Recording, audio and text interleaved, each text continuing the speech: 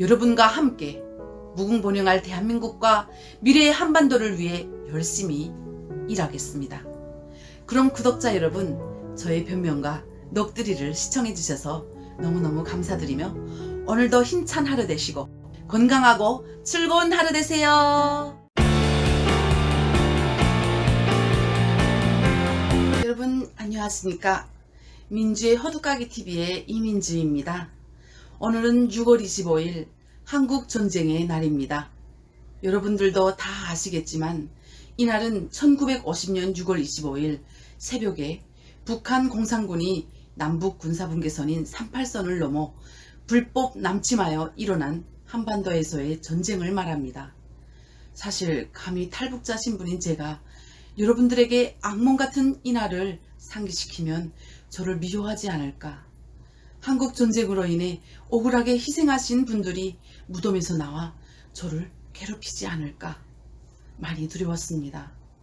그러나 과감하게 이번 방송은 6월 25일 한국전쟁 기념일 71주년을 맞으며 남북한의 6.25 한국전쟁의 왜곡을 까발키려고 합니다. 저는 전쟁을 경험한 적 없지만 북한에서 전쟁 영화들을 많이 보면서 전쟁이 얼마나 참혹한 것인지 잘 알고 있습니다. 북한은 우리가 태어나 성장하는 과정 그리고 죽을 때까지 사회주의 주체사상과 김일성 유일사상 체제로 세뇌교육을 시킵니다. 그 교육에서 저는 6.25 전쟁은 남침이 아니라 북침이고 김일성이 미제 침략자들과 그 앞잡이 남조선 계례도당을 물리치고 지구 역사상 그 어느 나라에도 해내지 못한 조국해방을 안아온 역사적으로 길이 남을 북한의 자랑이며 자부심 넘치는 조국해방 전쟁이라고 배웠습니다. 어떻게 자라나는 새 세대들에게 김부자 우상화 교육도 모자라 역사 왜곡까지 꼬리낌 없이 해야만 하는지 제가 나서 자란 고향이지만 북한이라는 나라가 이해가 안 됩니다. 통일이 되면 꼭 다시 돌아가 묻고 싶습니다. 그래서 아무것도 모르는 저는 대한민국 국민들에게 죄송하지만 북한에서 6.25 전쟁을 맞으며 평양 학생응변대회에서 2등을 하였습니다. 대한민국에서 북침이라는 것을 알았을 때 너무 미안하고 죄송스러워 대한민국에 살겠다고 온 제가 너무 뻔뻔하지 않는가, 미국에 갈 걸 잘못 오지 않았나 하며 국정원에서 많이 고민했습니다. 그래서 어떤 분들은 북한 사람을 멀리하고 북한 사람을 미워하는 것 같아서 오히려 제가 더 이해하고 받아들이겠습니다.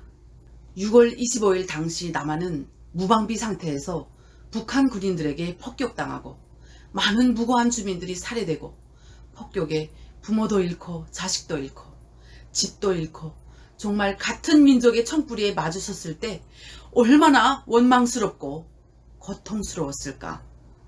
한 민족이 맞는지 마음속으로 외치며 증오와 갈등이 심했을 대한민국 국민들의 마음을 생각하면 그냥 저는 할 말이 없습니다. 많이 죄송하고 북한에 있는 주민들을 대표하여 엎드려 사과드립니다. 제가 해외에서 그 나라 말을 몰라 얼굴이 붉어진 적이 많지만 제가 부끄러워 얼굴을 들지 못할 정도로 제일 듣고 싶지 않은 말이 있었습니다. 지구상에서 유일하게 우리나라, 우리 민족만이 70여 년 넘게 갈라져 남남처럼 산다는 것입니다. 독일도 베트남도 통일이 되었는데 왜 하필 우리 한반도는 통일이 될 수 없을까요? 북한에서 저는 북한 주민들과 함께 우리의 성원은 통일을 외치고 또 외쳤습니다.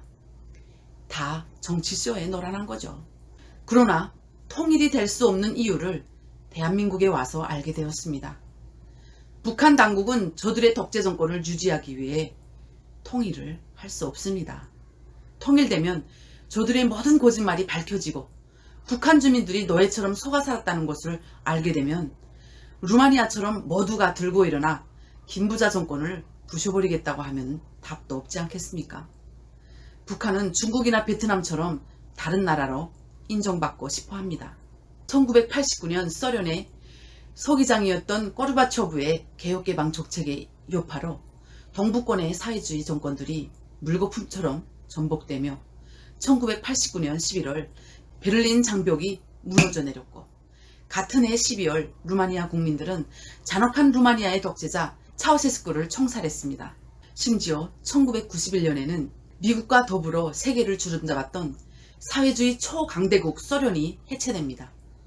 당시 중국의 지도자였던 똥샤오핑은 간부들과 함께 차우세스쿠가 처형당하는 영상을 시청했습니다. 시청을 마친 후 한 중국 공산당 간부는 반동분자들을 옥누르지 않으면 우리도 적골됩니다 라는 감상을 밝혔고, 둥샤오핑은 우리도 개혁하지 않고 인민에게 베풀지 않다가는 저렇게 됩니다 하며 맞받아쳤습니다. 그러면서 덩샤오핑은 흰 고양이든 고무인 고양이든 쥐만 많이 잡으면 된다고 했습니다. 북한이 그랬습니다. 차우세스쿠가 국민들에게 처형당하는 것을 보고 중국과 상반대되는 더 잔혹한 독재 정권을 실시하였습니다.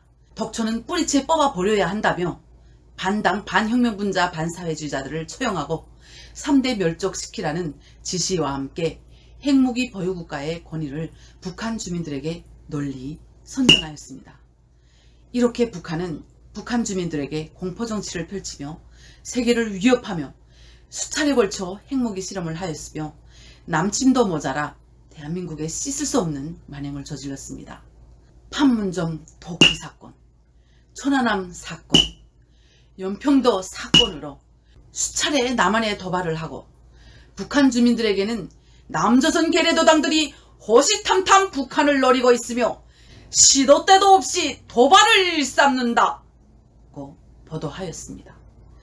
인터넷이 없고 우물 안에 개구리 들인 북한 주민들은 그냥 믿고 복종할 수밖에 없었습니다.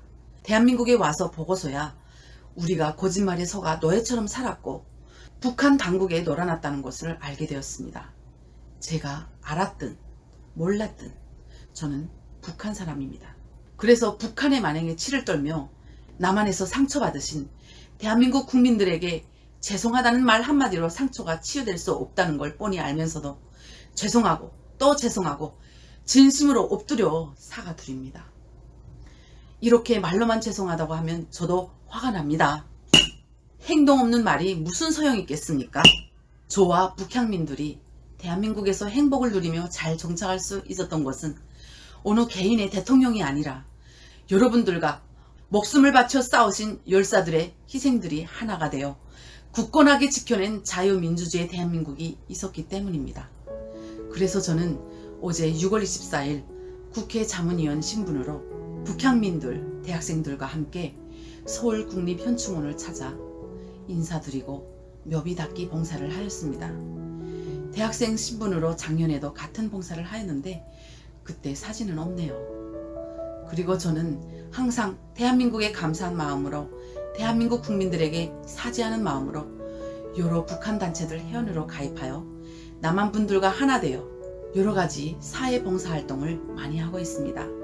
노숙자 도시락 나눔 봉사, 독거노인 석탄 나눔 봉사, 김치 나눔 봉사, 대한민국 장병 지원물자 봉사, 재농 기부 봉사 등 여러 가지 봉사를 하고 있으며, 앞으로 저는 역사를 잊으면 그 역사는 반복된다는 것을 가슴에 새기고 여러분과 함께 무궁번영할 대한민국과 미래의 한반도를 위해 열심히 일하겠습니다. 그럼 구독자 여러분, 저의 변명과 넋두리를 시청해 주셔서 너무너무 감사드리며 오늘도 힘찬 하루 되시고 건강하고 즐거운 하루 되세요.